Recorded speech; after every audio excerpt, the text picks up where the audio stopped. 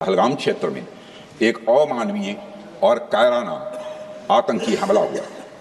इस हमले में हमारे 25 निर्दोष नागरिकों सहित एक नेपाली नागरिक की भी जान गई थी। उन निर्दोष लोगों की जान उनका धर्म पूछ कर लिया गया। यह अपने आप में अमानवीयता का सबसे कुत्सित और सबसे घृणित उदाहरण था। यह घटना भारत की सहन शक्ति की सीमा की भी मैं मानता हूं परीक्षा की। अध्यक्ष महोदय, इस हमले के तुरंत बाद हमारे प्रधानमंत्री श्री नरेंद्र मोदी जी ने तीनों सेनाओं के प्रमुखों की एक उच्च स्तरीय बैठक की और उन्हें छूट दी गई कि वे अपने विवेक, स्ट्रेटेजिक अंडरस्टैंडिंग और रीजनल सिक्योरिटी सिचुएशन को ध्यान में रखते हुए वह निर्णायक कार्रवाई करें। इसके बाद हमारे सैन्य नेतृत्व ने न केवल अपनी मैच्योरिटी दिखाई बल्कि उस स्ट्रेटेजिक विजडम का भी परिचय दिया जिसकी उम्मीद भारत जैसी एक रिस्पॉन्सिबल पावर से की जाती है। अध्यक्ष महोदय, ऑपरेशन सिंदूर को अंजाम देने से पहले हमारी सेनाओं ने हर पहलू का बहुत ही गहराई के साथ अध्ययन किया। हमारे पास कई विकल्प थे, लेकिन हमने उस विकल्प को चुना जिसमें आतंकवादियों और उनके ठिकानों को अधिकतम नुकसान पहुंचे और जिसमें पाकिस्तान के आम नागरिक को कोई क्षति न होने पाए, इस बात की भी हम लोगों ने चिंता की। अध्यक्ष महोदय, हमारी सेनाओं द्वारा की गई वेल कोऑर्डिनेटेड स्ट्राइक्स ने 9 टेररिस्ट इंफ्रास्ट्रक्चर टारगेट्स को प्रिसीजन के साथ, सटीकता के साथ हिट किया और इस सैन्य कार्रवाई में एक अनुमान के अनुसार 100 से अधिक आतंकवादी, मैं बहुत संभल कर बोल रहा हूं अध्यक्ष महोदय, हमारी फिगर गलत ना होने पाए, फिगर इससे बहुत अधिक है। 100 से अधिक आतंकवादी, उनके ट्रेनर, उनके प्रशिक्षक, उनके हैंडलर लश्कर-ए-तोयबा और हिजबुल मुजाहिदीन जैसे आतंकवादी संगठनों से संबंधित थे। ये वही आतंकी संगठन हैं जिन्होंने पाकिस्तान की सेना और ISI का जिन्हें खुला समर्थन प्राप्त है। अध्यक्ष महोदय, 7 मई 2025 को रात्रि 1:05 भारतीय सशस्त्र बलों ने ऑपरेशन सिंदूर प्रारंभ किया,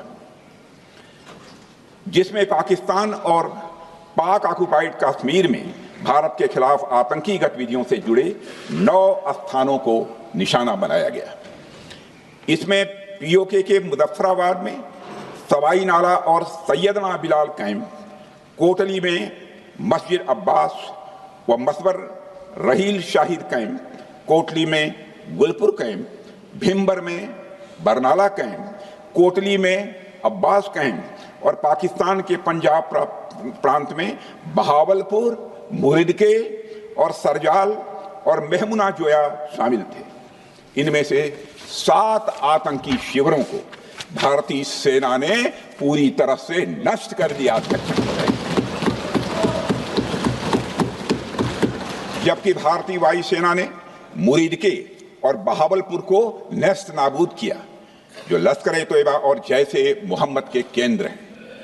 पूरा ऑपरेशन मात्र, अध्यक्ष महोदय, जानकर पूरे सदन को प्रसन्नता होगी कि विदिन 22 मिनट्स पूरा ऑपरेशन समाप्त हो गया और हमने आतंकवादियों को उनके घर में घुसकर मारा। सशस्त्र बलों ने हमारी माताओं और बहनों के सिंदूर का बदला लिया और प्रत्येक भारतीय इस भावना से ओत-प्रोत हो गया। अध्यक्ष महोदय, मैं चाहूंगा कि पूरा सदन एक बार हमारे सेना के बहादुर जवानों के शौर्य और पराक्रम का। अध्यक्ष महोदय, यह सिंदूर की लाली शौर्य की कहानी है।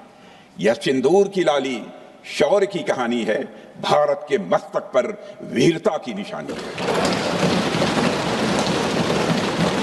अध्यक्ष महोदय, सेनाओं ने अंधेरी रात होने के बावजूद हमले की सफलता के स्पष्ट एविडेंस भी जुटाए हैं, साक्ष्य है हमारे पास। अध्यक्ष महोदय, हमले के कुछ ही घंटों के भीतर एक प्रेस रिलीज और मीडिया ब्रीफिंग के माध्यम से इन्हें जनता की जानकारी के लिए जारी कर दिया गया था।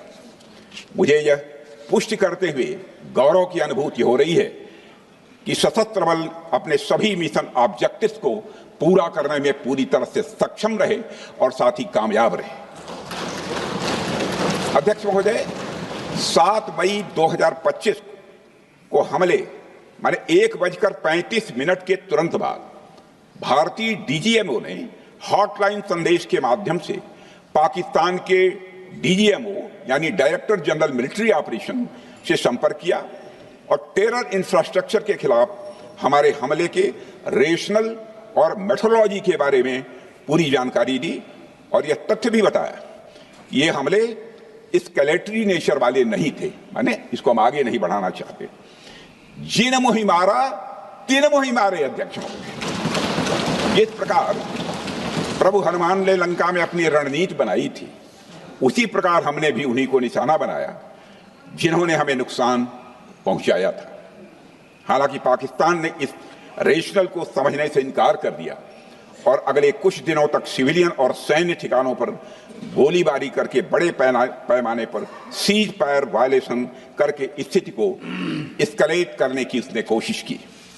अध्यक्ष महोदय, 7-8 मई 2025 की रात को क्लियरली आइडेंटिफाइड आतंकवाद संबंधी ठिकानों पर हमारे सफल ऑपरेशन के बाद, सफल हमले के बाद पाकिस्तान ने स्थिति को एस्केलेट कर दिया और अनमैन्ड एरियल सिस्टम और अन्य साधनों का उपयोग करके भारतीय वायुसेना के बेसेस, भारतीय वायुसेना के सेंसर्स और सेना के फॉर्मेशन हेडक्वार्टर से लेकर ब्रिगेडों तक पर भी उसने हमला कर दिया।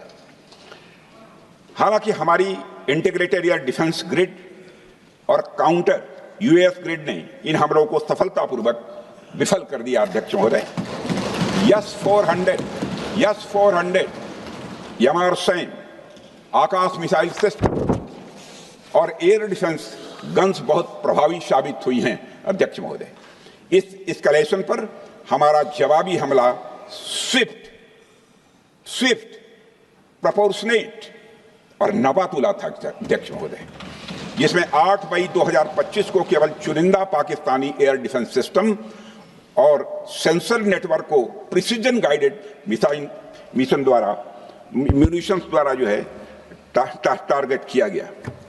अध्यक्ष महोदय, हमारी कार्रवाई पूरी तरह से सेल्फ डिफेंस में थी, न तो वह प्रोवोकेटिव थी और न तो एक्सपेंशनिस्ट थी। पाक द्वारा ये हमले 7 मई 25 से लगातार चले और 10 मई 2025 को रात लगभग 1:30 पर पाकिस्तान ने बड़े पैमाने पर भारत के ऊपर मिसाइल, ड्रोन, रॉकेट और अन्य लॉन्ग रेंज वेपन्स का इस्तेमाल किया। इसके साथ साथ उन्होंने इलेक्ट्रॉनिक वारफेयर से जुड़ी टेक्नोलॉजीज का भी सहारा लिया। अध्यक्ष महोदय, उनके निशाने पर हमारे भारतीय वायुसेना के अड्डे, थल सेना के एम्यूनिशन डिपोज, हवाई अड्डे और मिलिट्री कैंट थे। अध्यक्ष महोदय, यह कहते हुए मुझे एक गौरव की अनुभूति हो रही है कि हमारे air defence system, counter drone system और इलेक्ट्रॉनिक इक्विपमेंट्स ने पाकिस्तान के इस हमले को पूरी तरह से नाकाम कर दिया। पाकिस्तान हमारे किसी भी टारगेट को हिट नहीं कर पाया। अध्यक्ष महोदय, और हमारे किसी भी इंपॉर्टेंट एसेट को नुकसान नहीं हुआ है। हमारी सुरक्षा व्यवस्था, अध्यक्ष महोदय, चाक चौबंद थी और हर हमले को हम लोग रोका गया। मैं इसके लिए भारतीय सेना के बहादुर सैनिकों की जमकर सराहना करता हूं, जिन्होंने दुश्मन के हर मंसूबे पर पानी फेर दिया। और अपने प्रतिपक्ष के मित्रों से भी कहना चाहता हूं, एक बार फिर से भारत के सेना के जवानों का कम से कम मेज थपथपाकर उनका अभिनंदन करिए। बहुत बहुत धन्यवाद। बहुत बहुत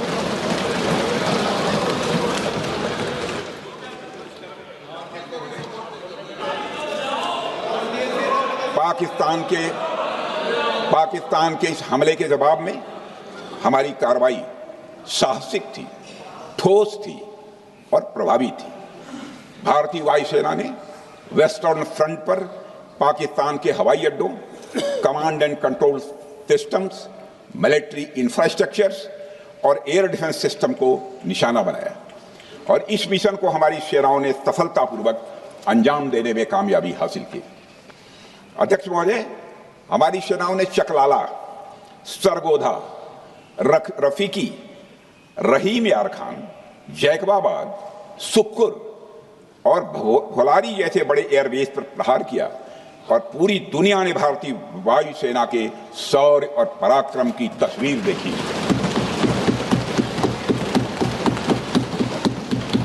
अध्यक्ष महोदय, ऑपरेशन सिंदूर ट्राई सर्विसेज कोऑर्डिनेशन का एक बेमिसाल उदाहरण था। जब भारतीय वायुसेना ने आसमान से हमले किए, हमारी थल सेना ने जमीन पर मोर्चा संभाल लिया। हमारे जवान नियंत्रण रेखा पर पूरी ताकत से डटे रहे और पाकिस्तान की हर हरकत का करारा जवाब दिया। अध्यक्ष महोदय, भारतीय नौसेना ने भी, लोग पूछते हैं भारतीय नौसेना का क्या रोल था, भारतीय नौसेना ने भी उत्तरी अरब सागर में अपनी तैनाती मजबूत कर दी। भारतीय नौसैनिकों ने पाकिस्तान को यह साफ संदेश दिया कि हम समुद्र से लेकर जमीन तक पाकिस्तान के हर महत्वपूर्ण ठिकानों पर प्रहार करने में न केवल सक्षम हैं बल्कि हम तैयार हैं। अध्यक्ष महोदय, इस ऑपरेशन का मकसद टेररिस्ट कैंप्स और उनके सपोर्टर्स को टारगेट करना, उन्हें नेस्त नाबूद करना था और यह साफ संदेश देना था कि भारत आतंकवाद के विरुद्ध जीरो टॉलरेंस रखता है। भारत ने कार्रवाई इसलिए रोकी क्योंकि कॉन्फ्लिक्ट के पहले और उसके दौरान जो भी पॉलिटिकल और मिलिट्री ऑब्जेक्टिव्स तय किए गए थे उसे हम पूरी तरह से हासिल कर चुके थे।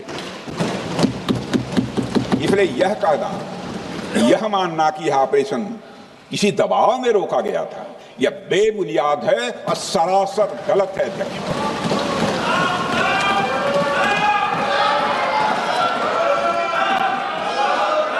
मैं सदन को फिर से आश्वस्त करना चाहता हूं, आपने राजनीतिक जीवन में अध्यक्ष महोदय, मैं आपके माध्यम से सदन को आश्वस्त करना चाहता हूं, अपने राजनीतिक जीवन में जानबूझकर कभी भी असत्य न बोलूं, इसकी भरपूर कोशिश की है मैंने, चाहे सदन हो अथवा सदन के बाहर। अध्यक्ष महोदय, मैं आपके माध्यम से सदन को यह भी अवगत कराना चाहता हूं,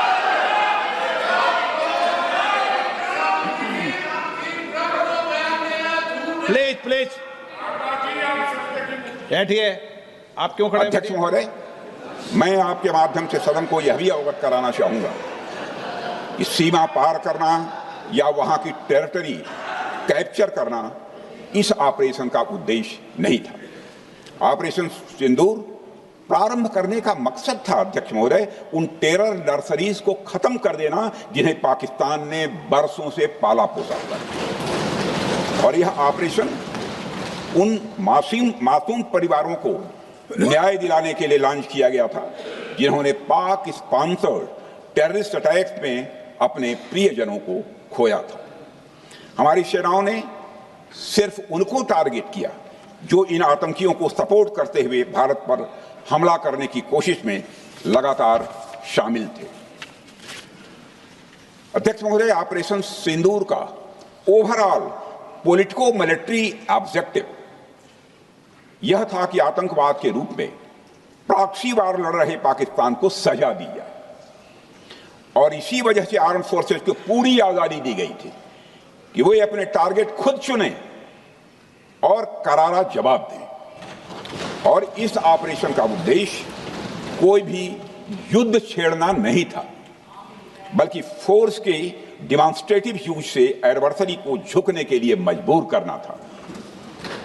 10 मई की सुबह जब भारतीय वायुसेना ने पाकिस्तान की मल्टीपल एयरफील्ड्स पर करारा प्रहार किया तो पाकिस्तान ने हार मान ली है अध्यक्ष महोदय, और हॉस्टिलिटी रोकने की कोशिश की। अब रोक दीजिए महाराज। उन्होंने एक कोशिश की, हमारे डीएमओ से बात की, महाराज अब रोक दीजिए, बहुत हो गया। यह पेशकश इस कैबिनेट के साथ स्वीकार की गई थी। सुने, रुकिए तो रुकिए, बता दूंगा, बता दूंगा, अब बैठ तो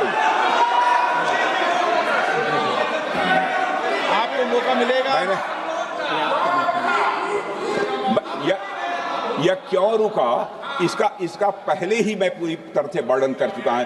अध्यक्ष महोदय, मैं नेता प्रतिपक्ष को बहुत सम्मान के साथ कहना चाहता हूं कि कृपया एक बार मेरा पूरा भाषण पूछ लें। आपको प्रश्न पूछने की पूरी आजादी है, आप पूछ सकते हैं, मैं उसका उत्तर दूंगा। अध्यक्ष महोदय, 10 मई की सुबह जब भारतीय वायुसेना ने पाकिस्तान की मल्टीपल एयरफील्ड्स पर करारा प्रहार किया तो पाकिस्तान ने हार मान ली और हॉस्टिलिटी रोकने की उन्होंने पेशकश की। यह पेशकश इस कैविएट के साथ स्वीकार की गई हम लोगों के द्वारा कि यह ऑपरेशन केवल पाज किया गया है, स्थगित किया गया है, यह ऑपरेशन समाप्त नहीं हुआ है। अध्यक्ष महोदय, अगर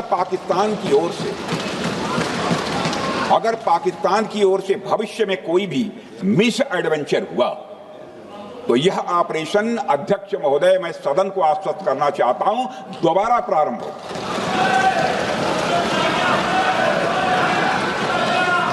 अध्यक्ष महोदय, भारतीय वायुसेना के जबरदस्त हमलों, नियंत्रण रेखा पर थल सेना की मजबूत जवाबी कार्रवाई और नौसेना के हमलों के डर ने पाकिस्तान को झुकने के लिए मजबूर कर दिया।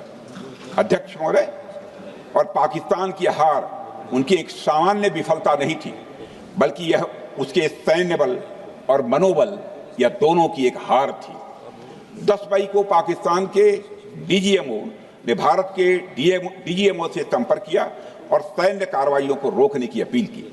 मैं सदन में यह बात फिर से दोहराना चाहूंगा कि पाकिस्तान के डीजीएमओ ने भारत के डीजीएमओ से संपर्क किया और सैन्य कार्रवाइयों को रोकने की अपील की। 12 मई को दोनों देशों के डीजीएमओ के बीच औपचारिक संवाद हुआ और दोनों पक्षों ने सैन्य कार्रवाइयों पर विराम लगाने का निर्णय लिया। अध्यक्ष महोदय, हमारे सैनिकों का जो मनोबल, मातृभूमि की रक्षा करने का जो उनका समर्पण है, ऑपरेशन सिंदूर के दौरान उसका दर्शन 140 करोड़ से अधिक भारतवासियों ने देखा। मुझे खुद भी और प्रधानमंत्री जी को सीमावर्ती क्षेत्रों में जाकर हमारे जवानों से मुलाकात का अवसर मिला है। अध्यक्ष महोदय, श्रीनगर के मिलिट्री बेस पर, भुज के एयरबेस पर, उधमपुर के कमांड सेंटर पर, हर जगह प्रत्यक्ष मैंने अपनी आंखों से देखा कि हमारे सैनिकों का मनोबल अपनी पूरी बुलंदी पर था। उनकी आंखों में विश्वास है और उनका संकल्प अडिग है। वे न केवल भारत की सीमाओं की रक्षा कर रहे हैं, बल्कि हमारे राष्ट्रीय स्वाभिमान की भी, अध्यक्ष महोदय, रक्षा कर रहे हैं। अध्यक्ष महोदय, किसी भी देश में जनता सत्ता पक्ष को और विपक्ष को अलग अलग दायित्व सौंपती है, दोनों को अलग अलग दायित्व, और हेल्दी डेमोक्रेसी में तो स्वाभाविक है। सत्ता पक्ष का काम होता है जनता के हितों को ध्यान में रखते हुए कार्य करना, और विपक्ष का काम होता है सरकार से जनता के मुद्दों से संबंधित जरूरी प्रश्न पूछना। ऑपरेशन सिंदूर क्यों शुरू किया गया, इसकी जानकारी पहले भी दी गई है और आज भी मैंने सदन को दी है। अध्यक्ष महोदय, कभी कभी हमारे प्रतिपक्ष के लोग ये पूछते रहे हैं कि हमारे कितने विमान गिरे। मुझे लगता है उनका यह प्रश्न हमारी राष्ट्रीय जनभावनाओं का सही से प्रतिनिधित्व नहीं कर रहा है। मुझे लगता है उन्होंने एक बार भी हमसे यह नहीं पूछा कि हमारी सेनाओं ने दुश्मन के कितने विमान मारे गिराए।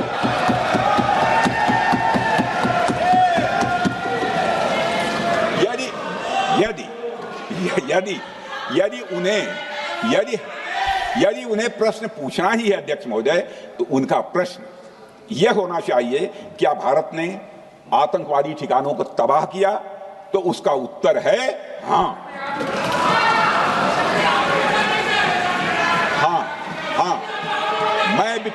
मैं विपक्ष के सम्मानित साथियों से कहना चाहता हूं कि आपको प्रश्न पूछना है तो यह प्रश्न पूछिए, क्या ऑपरेशन सिंदूर सफल रहा?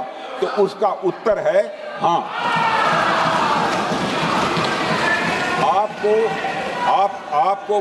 आपको प्रश्न पूछना है तो यह प्रश्न पूछिए कि जिन आतंकियों ने हमारी बहनों हमारी बेटियों का सिंदूर मिटाया? क्या हमारी सेनाओं ने ऑपरेशन सिंदूर में उन आतंकियों के आकाओं को मिटाया? तो इसका उत्तर है हाँ। और आपको प्रश्न पूछना है तो यह पूछिए, आपको प्रश्न पूछना है तो यह पूछिए कि इस ऑपरेशन में क्या हमारे जाबाज सैनिकों को कोई क्षति हुई है? तो उसका उत्तर है नहीं। अध्यक्ष महोदय, लक्ष्य जब बड़े हो, अध्यक्ष महोदय, लक्ष्य जब बड़े हो तो अपेक्षाकृत छोटे मुद्दों पर हमारा ध्यान नहीं जाना चाहिए। लक्ष्य बड़े हों तो छोटे मुद्दों पर, अपेक्षाकृत जो छोटे मुद्दे होते हैं कंपैरेटिवली, उन पर ध्यान नहीं जाना चाहिए, क्योंकि छोटे मुद्दों पर ही ध्यान देते रहने से देश की सुरक्षा और सैनिकों के सम्मान और उत्साह जैसे बड़े मुद्दों से ध्यान हट सकता है, जैसा कि विपक्ष के हमारे कुछ साथियों के साथ हो रहा है। अब चूंकि विपक्ष के मित्र ऑपरेशन सिंदूर को लेकर उचित प्रश्न नहीं पूछ पा रहे हैं, तो उन्हें मैं क्या बताऊं अध्यक्ष महोदय। मैं लगभग 4 डिकेड से अधिक समय से राजनीति में, सत्ता पक्ष हो या विपक्ष हो, अपनी पार्टी हो या दूसरी पार्टी हो, कभी भी किसी के साथ दलगत राजनीति को मैंने शत्रुतापूर्ण तरीके से जिंदगी में नहीं देखा है मैंने अध्यक्ष महोदय। इसलिए आज अगर विपक्ष प्रश्न पूछने में असफल है, मैं विपक्ष को उनके इस काम में थोड़ी सी मदद करना चाहता हूं। अध्यक्ष महोदय, मैं विपक्ष के अपने सम्मानित साथियों से कहना चाहता हूं कि यदि आज हम लोग सत्ता पक्ष में हैं तो ऐसा नहीं है कि हम हमेशा सत्ता पक्ष में ही रहेंगे। यह आवश्यक नहीं है, किसी के लिए आवश्यक नहीं। एक लंबा समय हमने विपक्ष का काम किया है, एक लंबा समय हमने सरकारों से सवाल पूछने में लगाया है। जनता ने जब हमें विपक्ष में रहने का दायित्व सौंपा था तो हमने विपक्ष में रहकर विपक्ष की भूमिका को बड़े ही सकारात्मक तरीके से निभाया भी है। अध्यक्ष महोदय, विपक्ष में रहकर हमने कैसे प्रश्न पूछे, इसके कुछ उदाहरण मैं यहां रखना चाहता हूं। 1962 में अध्यक्ष महोदय, चीन के साथ हुए युद्ध में जब दुखद परिणाम आया तो हमने उस समय की सरकार से यह पूछे थे, लेकिन वह प्रश्न यह था कि हमारे देश की धरती पर दूसरे देश का कब्जा कैसे हुआ। हमने यह प्रश्न पूछा था कि हमारी सेना और हमारी जनता अपमानित क्यों हुई। हमने यह प्रश्न पूछा था कि बड़ी संख्या में हमारे सैनिक हताहत कैसे हुए। हमने यह प्रश्न नहीं पूछा कि हमारे टैंक, हमारी मशीनें, हमारी बंदूकें क्यों ध्वस्त हो गई। यह प्रश्न हम लोगों ने नहीं पूछा। मशीनों और तोपों की चिंता न करके, मशीनों और तोपों की चिंता न करके अध्यक्ष महोदय, हमने देश की टेरिटरी की चिंता की, हमने देश के सैनिकों की। इसी तरह 71 के युद्ध में, 71 के युद्ध में जब हमने पाकिस्तान को सबक सिखाया, उस समय की सरकार को मैं बधाई देना चाहता हूं। हमने अपने राजनीतिक और सैन्य नेतृत्व की प्रशंसा की। हमने ये नहीं देखा कि किस दल की सरकार है, किस विचारधारा की सरकार है, इसकी चिंता नहीं की कभी। हमारे नेता अटल बिहारी वाजपेयी ने संसद में खड़े होकर उस समय के नेतृत्व की प्रशंसा की थी। हमने इस बात की खुशी जाहिर कि हमने अपने शत्रु को सबक सिखाया। हमने उस दौरान यह प्रश्न नहीं पूछा कि इस सबक सिखाने के दौरान में भारत के कितने प्लेन्स गिरे, भारत के कितने इक्विपमेंट्स बर्बाद हुए। यह प्रश्न अध्यक्ष महोदय उस समय भी हम लोगों ने नहीं पूछा। अध्यक्ष महोदय, यदि मैं इसे और भी प्रैक्टिकल तरीके से समझाऊं, तो किसी भी परीक्षा के परिणाम में रिजल्ट मैटर करता है। यदि किसी परीक्षा में कोई बच्चा अच्छे मार्क्स लेकर आ रहा है तो हमारे लिए उसके मार्क्स मैटर करने चाहिए। हमें इस बात का ध्यान नहीं रखना चाहिए कि एग्जाम के दौरान उसकी पेंसिल टूट गई थी या उसकी पेन खो गई।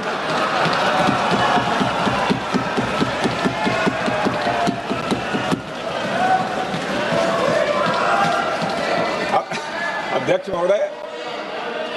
महोदय, अल्टीमेटली रिजल्ट मैटर करता है, और रिजल्ट यह है अध्यक्ष महोदय, अल्टीमेटली रिजल्ट मैटर करता है, और रिजल्ट यह है अध्यक्ष महोदय कि ऑपरेशन सिंदूर के दौरान हमारी सेनाओं ने जो लक्ष्य निर्धारित किया था उन लक्ष्यों को पूर्ण रूप से प्राप्त करने में हमने कामयाबी हासिल की।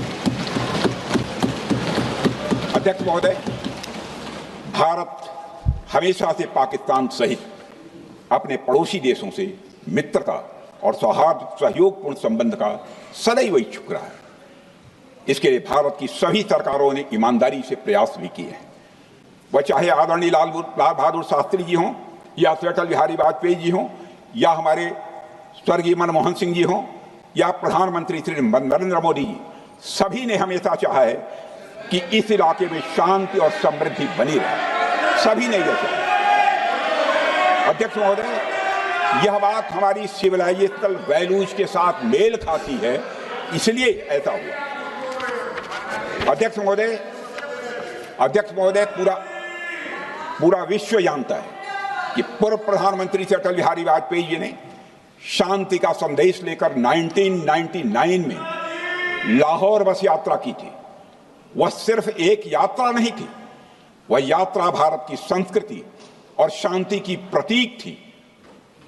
यह हमारे भारत की प्रकृति थी। लाहौर पहुंचकर से अटल बिहारी वाजपेयी जी ने मीनारे पाकिस्तान पर विजिटर्स बुक में जो लिखा था, जिसका जिक्र लोग आज भी करते हैं, और उन्होंने लिखा था, उसकी मैं चर्चा करता हूं। उन्होंने लिखा था कि मीनारे पाकिस्तान से मैं पाकिस्तान की जनता को यह विश्वास दिलाना चाहता हूं कि भारत अस्थायी शांति और मित्रता का आकांक्षी है। मैंने पहले भी कहा है और फिर भी कहता हूं, एक स्थिर और समृद्ध पाकिस्तान भारत के हित में है, इसमें कोई संदेह नहीं होना चाहिए। अध्यक्ष महोदय, यह हमारी सोच थी,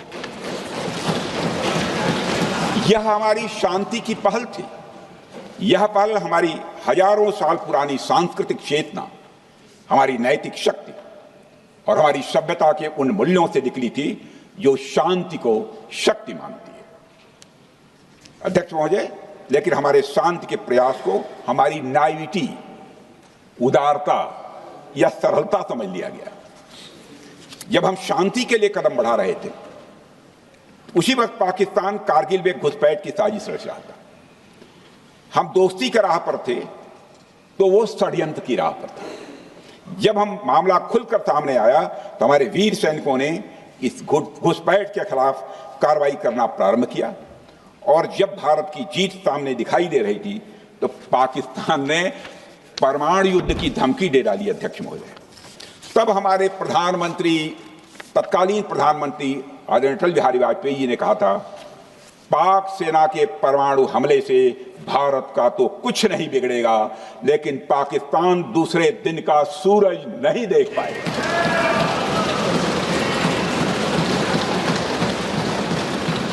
यानी अटल जी जो शांति का पैगाम लेकर गए, वही अटल जी शक्ति का भी परिचय देने में तनिक भी नहीं हिचके। यही है भारत। अध्यक्ष महोदय, यह सामर्थ्य का उद्घोष था। यह एक स्पष्ट संदेश था कि भारत शांति चाहता है, लेकिन अगर कोई हमारी संप्रभुता को चुनौती देगा तो उसका जवाब भी उतनी ही दृढ़ता से दिया जाएगा।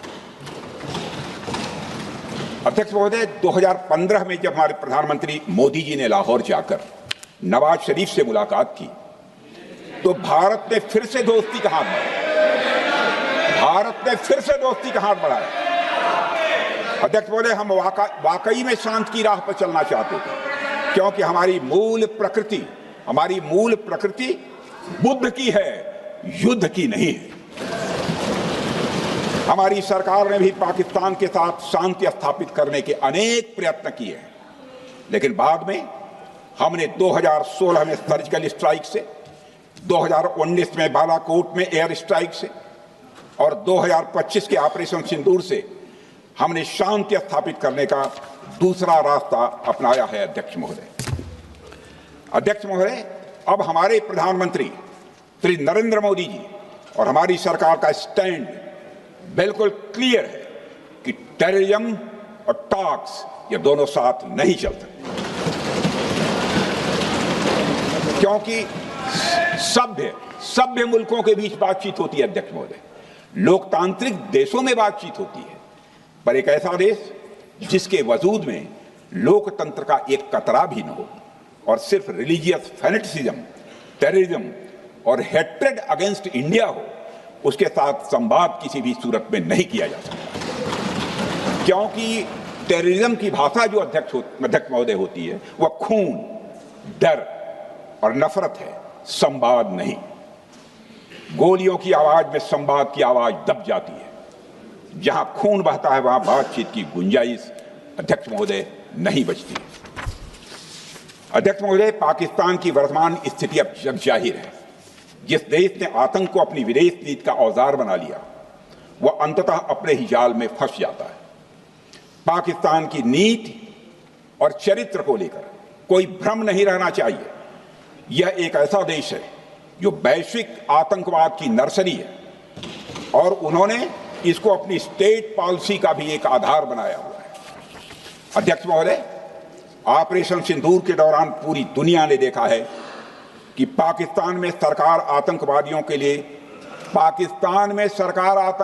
के लिए स्टेट फ्यूनरल का इंतजाम कर रही है और सैन्य अधिकारी भी आतंकवादियों के जनाजे में भाग लेते हैं। यह वही देश है जो सीमा पर सैनिकों से लड़ने का साहस नहीं जुटा पाता, इसलिए निर्दोष नागरिकों, बच्चों और तीर्थयात्रियों को आतंकवाद का निशाना बनाता है। पाकिस्तान की सेना और आईएसआई आतंकवाद को एक प्रॉक्सी वार के रूप में अध्यक्ष महोदय इस्तेमाल करती हैं और उसके सहारे वे भारत को डिस्टेबलाइज करने का सपना देखती है। अध्यक्ष महोदय, मैं लोकतंत्र के मंदिर में खड़े होकर यह बात कह रहा हूं कि भारत को 1000 कट्स देने का सपना पालने वालों को नींद से जग जाना चाहिए।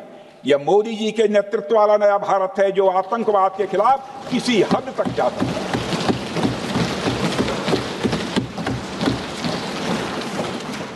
अध्यक्ष महोदय, आप भारत का इतिहास जानते हैं।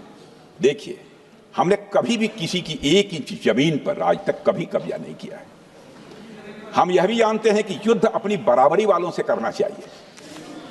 ऐसा गोस्वामी तुलसीदास जी ने लिखा है और गोस्वामी तुलसीदास जी कहते हैं कि नीति ऐसी ही होनी चाहिए, प्रीति और बैर बराबरी वाले से ही करनी चाहिए। शेर यदि मेढकों को मारे तो उसका बहुत अच्छा संदेश नहीं आता है अध्यक्ष महोदय। और अध्यक्ष महोदय, हमारे देश की सेना शेर है।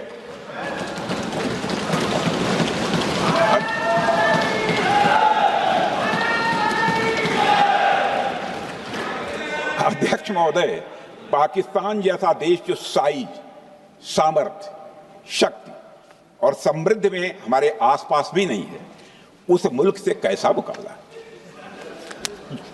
जो मुल्क अपने अस्तित्व के लिए दूसरों पर आश्रित हो, उसके मुकाबले का मतलब है अपना स्तर कम करना।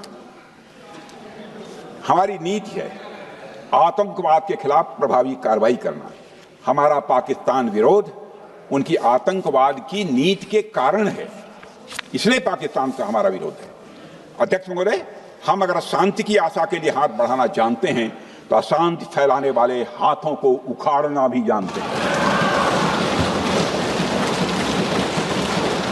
अध्यक्ष महोदय, अगर शांति के प्रयास करना हम जानते हैं तो दुष्टों को जो भाषा समझ में आए उसी भाषा में समझाना भी जानते हैं। सठे साक्ष्यम समाचरित, अर्थात दुष्ट के साथ दुष्टता का ही व्यवहार करना पड़ता है कभी कभी।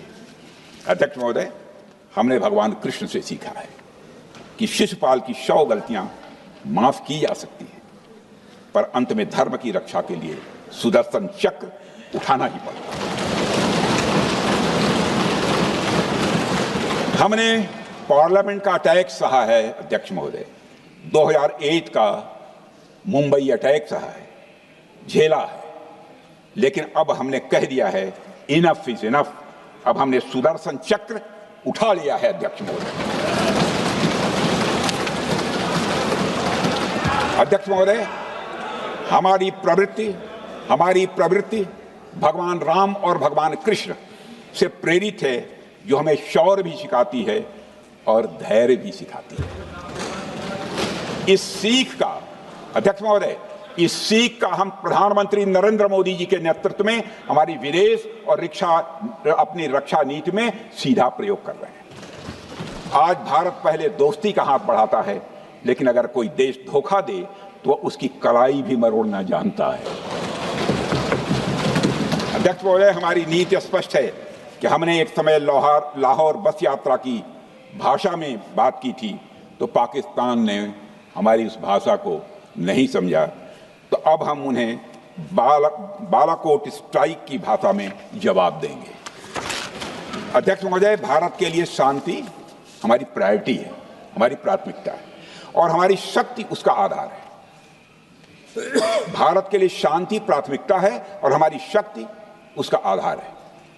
यह शक्ति हमारे सामर्थ्य से पैदा हुई है अध्यक्ष महोदय, और यह सामर्थ्य पिछले 11 साल में कई गुना बढ़ गया है। मैं ये नहीं कहता हूं पहले नहीं था, पहले था, लेकिन अब कई गुना बढ़ गया है। आज भारत विश्व की चौथी सबसे बड़ी अर्थव्यवस्था है और अभी आई मॉर्गन स्टैनली के रिपोर्ट के मुताबिक 2028 तक विश्व की तीसरी सबसे बड़ी अर्थव्यवस्था बनने की ओर भारत चल रहा है। अध्यक्ष महोदय, आर्थिक उन्नति के साथ साथ भारत के रक्षा क्षेत्र में 2014 से उल्लेखनीय परिवर्तन, रिमार्केबल चेंज आया है। आज का भारत डिफेंस सेक्टर में आत्मनिर्भरता, सेल्फ रिलायंस और स्वदेशी उत्पादन की दिशा में तेजी से आगे बढ़ रहा है। अध्यक्ष महोदय, आज हम हर दृष्टि से समर्थ भी हैं और सक्षम भी हैं। अध्यक्ष महोदय, मैं सदन को यह भी जानकारी देना चाहता हूं, उसके बाद जब प्रश्न पूछा गया हमारे सारे चीफ से, सीडीएफ से, डिफेंस सेक्रेटरी से, क्या ऑपरेशन के लिए तैयार हैं, क्षण भर की देर नहीं लगाई, सबने बोला यस सर। अध्यक्ष महोदय, ऑपरेशन सिंदूर हमारे सामर्थ्य का ही प्रतीक था, जिसमें हमने दिखा दिया कि अगर कोई हमारे नागरिकों को मारेगा तो भारत चुप नहीं बैठेगा। भारत की आत्मरक्षा के लिए हमारा राजनीतिक तंत्र और नेतृत्व बिना किसी दबाव के काम करेगा। हमारी मिसाइल फिजिकल सीमाएं लांघेंगी अध्यक्ष महोदय, और हमारे वीर सैनिक दुश्मन की कमर तोड़ेंगे। अध्यक्ष महोदय, हम आतंकवाद को उसके हर रूप और स्वरूप में पूरी तरह समाप्त करने के लिए पूरी तरह से प्रतिबद्ध हैं, और इस संदर्भ में हमें एक महत्वपूर्ण बात समझनी होगी। Pakistan sponsored terrorism is not random madness, there is a method in this madness. यह एक सुनियोजित रणनीति है, यह एक फंडामेंटल रेज है। अध्यक्ष महोदय, प्रसिद्ध लेखक वीएस नायपाल ने सही कहा था, पाकिस्तान में होना एक ऐसी अल्टरनेट और कंट्रास्टिंग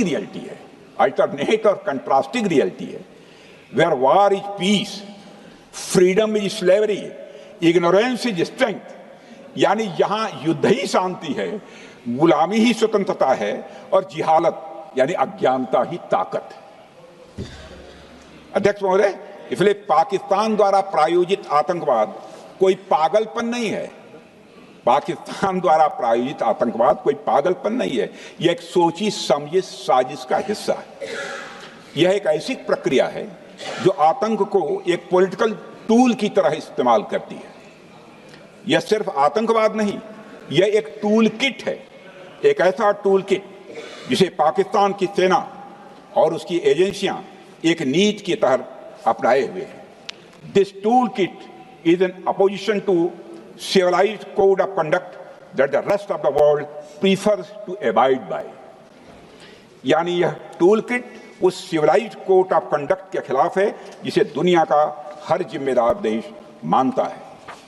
अध्यक्ष महोदय, यह एक कट्टरपंथी सोच की उपज है जिसमें सहिष्णुता के लिए कोई जगह नहीं। हमारा पाकिस्तान के साथ कोई सीमा का संघर्ष नहीं है अध्यक्ष महोदय, बल्कि यह सभ्यता बनाम बर्बरता का संघर्ष है। सभ्यता बनाम बर्बरता का संघर्ष।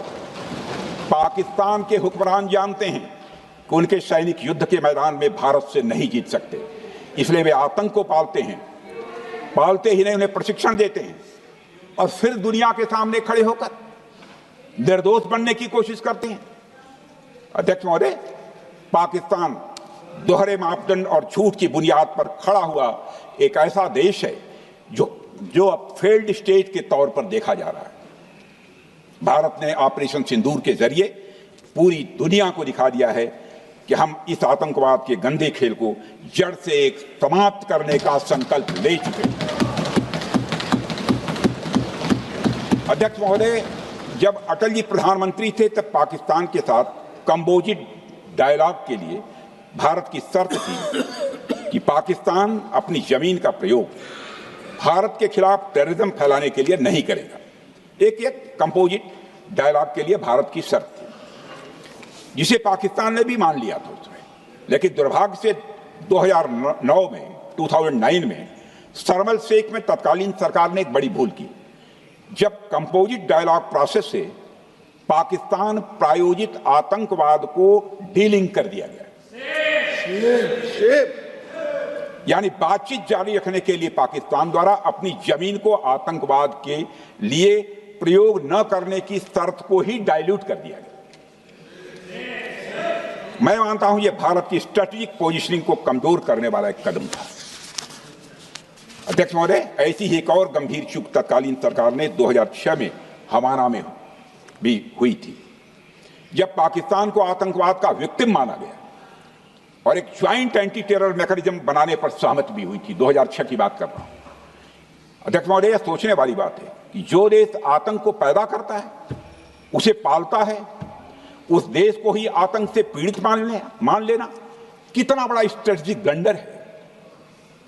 अध्यक्ष महोदय, आतंकवाद के खिलाफ हमारी लड़ाई अब केवल सीमा पर नहीं है, बल्कि वैचारिक मोर्चों पर भी लड़ी जा रही है। इसी उद्देश्य से प्रधानमंत्री जी कई हाई लेवल डेलीगेशंस का गठन भी उन्होंने किया था, जिसमें हमारे लगभग अधिकांश दलों के सम्मानित सदस्य उसमें शामिल थे।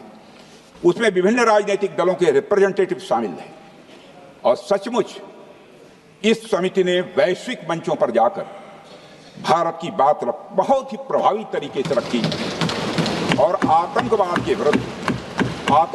के विरुद्ध वैश्विक समर्थन को उन्होंने मजबूत किया। अध्यक्ष महोदय, मैं उन सभी डेलीगेशन के सम्मानित सदस्यों के प्रति शीश झुकाकर आभार व्यक्त करना चाहता हूं, जिन्होंने भारत का आतंकवाद के खिलाफ स्टैंड तथा जीरो टॉलरेंस की पॉलिसी और ऑपरेशन सिंदूर के बारे में दुनिया के देशों को सही तरीके से अवगत कराया, प्रभावी तरीके से अवगत कराया।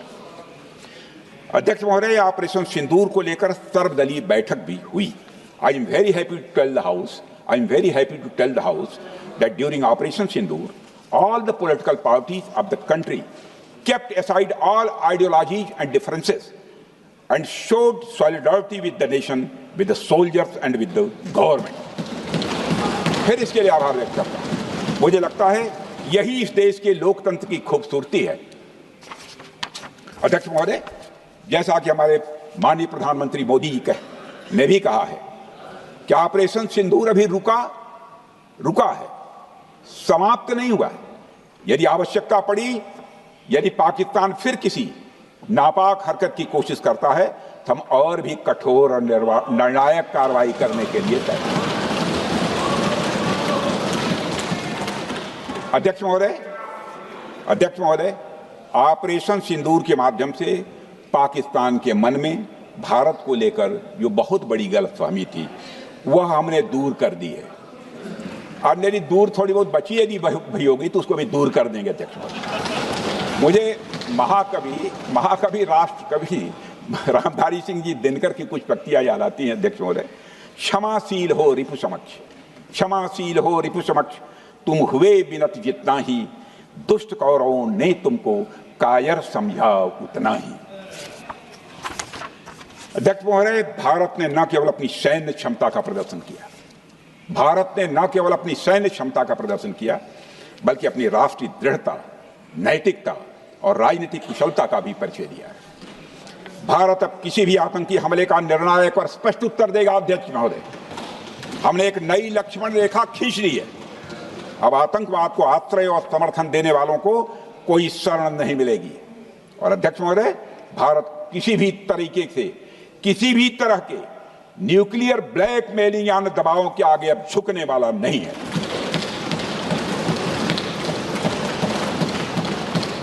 अध्यक्ष महोदय, ऑपरेशन सिंदूर के माध्यम से जो हमने किया और उससे पहले सर्जिकल स्ट्राइक और एयर स्ट्राइक के जरिए जो संदेश दिया गया वह बहुत पहले ही हो जाना चाहिए, लेकिन जो होता है समय पर ही होता है।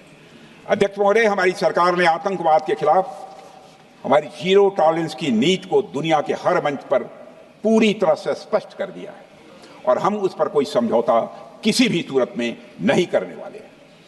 अभी कुछ सप्ताह पहले मुझे शंघाई कोऑपरेशन ऑर्गेनाइजेशन की डिफेंस मिनिस्टर्स मीटिंग में जाने का अवसर मिला था। वहां जो डिक्लेरेशन तैयार किया जा रहा था उसमें आतंकवाद पर भारत का स्टैंड डाइल्यूट हो रहा था।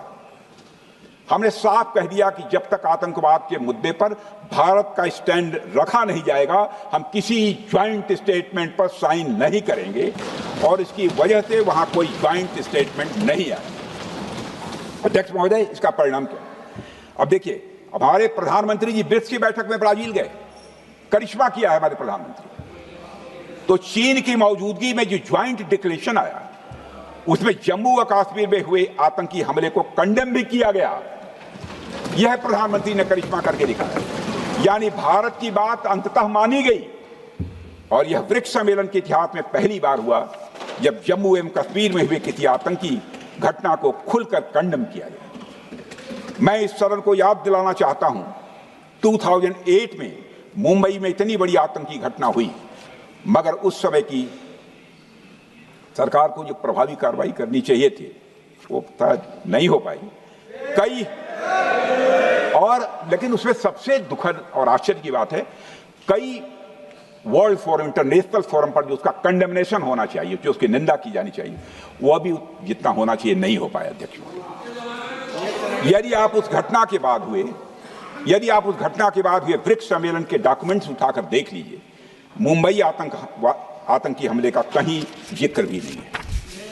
और अध्यक्ष महोदय, जब केंद्र में प्रधानमंत्री मोदी जी के नेतृत्व में सरकार बनी तब जाकर कहीं के हालात कुछ बदलने शुरू हुए और साल 2017 में हुए ब्रिक्स सम्मेलन में पहली बार 2017 में हुए ब्रिक्स सम्मेलन में पहली बार आतंकवाद से लश्कर और जैश जैसे आतंकवादी संगठनों को जोड़ा गया।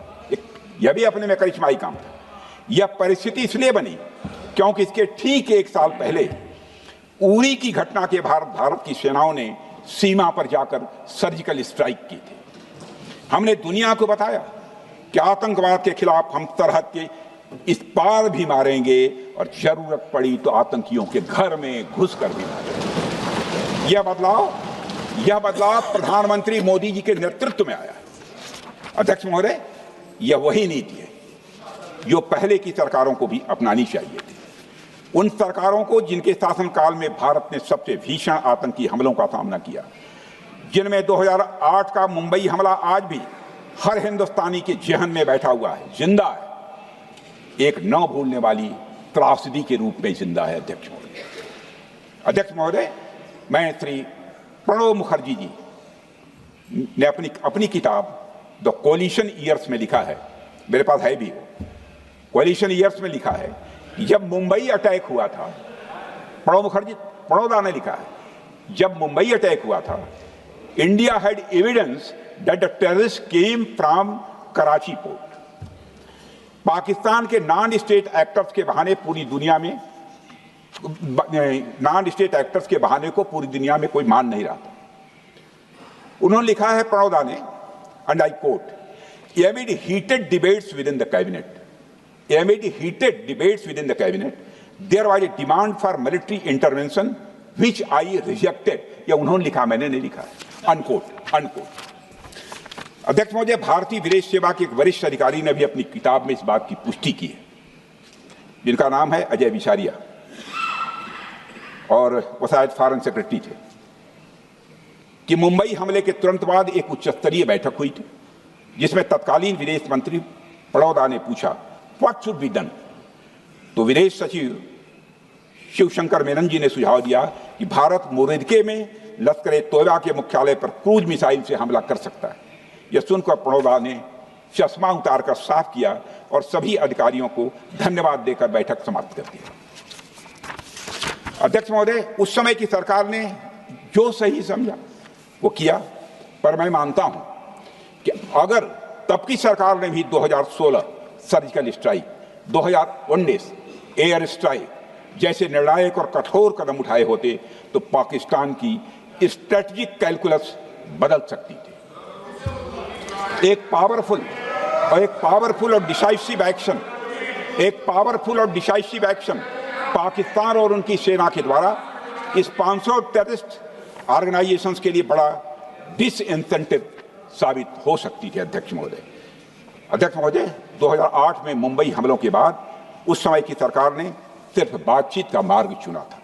मैं स्पष्ट करना चाहता हूं, यह कोई आलोचना नहीं है अध्यक्ष महोदय, न उस सरकार की, न उस समय के प्रधानमंत्री की, और न ही उन नेताओं की। उस समय की लीडरशिप को जो सही लगा उन्होंने वह निर्णय लिया। अध्यक्ष महोदय, बस मैं इतना ही कहना चाहता हूं कि आज का भारत अलग सोचता है और अलग तरीके से काम करता है। हमारा मानना है यह आपका प्रतिद्वंदी आतंक को रणनीति बना चुका हो और बातचीत की भाषा नहीं समझता हो तो standing firm and being decisive के अलावा कोई विकल्प नहीं बचता है।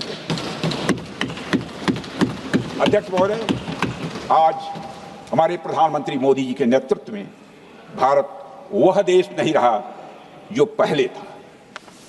Today doziers have been replaced by decisive action. Today doziers have been replaced by decisive action. आज भारत सहता नहीं है, भारत जवाब देता है। अध्यक्ष महोदय, आज भारत आतंक की जड़ तक जाता है और उसे उखाड़ फेंकने का सामर्थ्य रखता है।